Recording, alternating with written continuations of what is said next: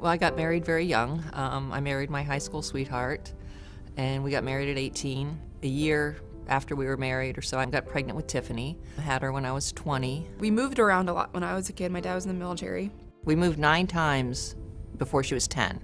She struggled in kindergarten. She didn't know all of her letters when she started, had trouble reading. Being in the classroom when I was younger was tough. I do have a couple of report cards from when I was in school in Germany that there's letters circled on it that I knew the alphabet for. The ones that weren't circled were the ones that I didn't know. And so to look back at that sort of just hurts, because it's like, how did I not know my ABCs? I was embarrassed. If I didn't know a word, know how to sound something out, it was difficult for me. I didn't speak up a lot in school just because I wasn't sure. If I didn't know the answer, I didn't want to get made fun of. When she was in elementary school, I got a note home actually one day saying Tiffany was eligible for a mentor. And at first I was like, oh, okay. What am I doing wrong that I can't help her enough? And then when I found out a little bit more about it, it was at school and it was helping her. And by that time I had another baby. We had just moved into our house, so I got remarried. So she sort of struggled with moving a lot, going through a divorce, getting a new stepfather, and having another sister. So the mentoring, the more I thought about it, that's a good idea. She needs some one-on-one time, someone to specifically dedicate to her. You know, let's help you read, let's talk. It was, in, I believe, 1992 or 93.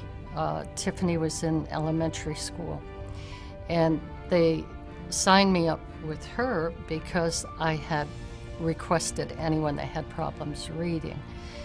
And so when I met Tiffany, my first impression, of course, is what a sweetheart, what a little doll she was. I vaguely remember it, but it was, I was in 4th grade, I believe, and I was pulled out of class and said that that this was Pat, and she was just gonna hang out with me. To be honest with you, I don't think Tiffany and I talked much about reading in probably the first month. We just talked about her moving, and she opened up. And as she opened up to me, she became more and more comfortable with my then approaching her about the love of reading and the love of a book. And Tiffany started to read. I mean, she just did. The one thing that I impressed on her about reading is that if you have a book, you're never alone. She was in 5th grade. They have a program called Enterprise Village, where the kids go to a place called Enterprise Village, and it's a mock city, and they have banks and they have stores, and you apply for the different positions. Well, Tiffany said, you know what, Mom, I want to be the mayor of Enterprise Village. She had big dreams even then. I don't know why I decided to be mayor of Enterprise Village, but it was a little uncomfortable, especially, getting up in front of everyone and talking. So for Tiffany to stand up, this girl that had problems with reading comprehension, reading out loud, being very shy, just getting up in front of people was a huge accomplishment. But then actually writing and giving a speech in front of people, that was amazing. When she told me she was going there, yeah, I was thinking, well, you can be anything that you want to be. I work at U.S. Ameribank, and I just recently got a new title as Senior Vice President of Branch Operations.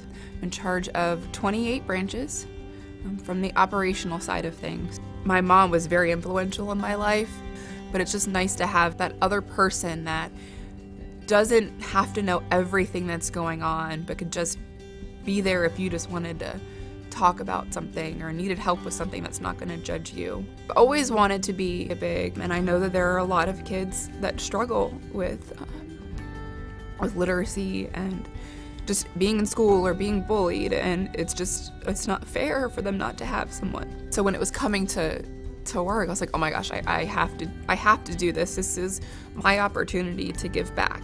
I found out years later the impact that our being together made and the mentoring made. So Tiffany, When I joined Messenger on Facebook, I found this note from you, and it was a year old. You sent it in 2015, and I get it in 2016. I'm just going to read it to you. Hello, Pat. Hope this message finds you well. Not sure if you remember me or not. You were a mentor to me when I was at Largo Central and Largo Middle. I have been meaning to send you an email or a letter for a number of years just to tell you thank you for being such a huge influence in my life.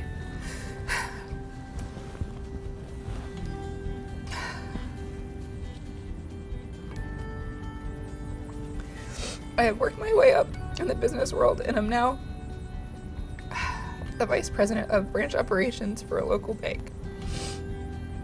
I truly believe that if you had not been in my life, I would have not come as far as I have. Thank you, Tiffany. Give me a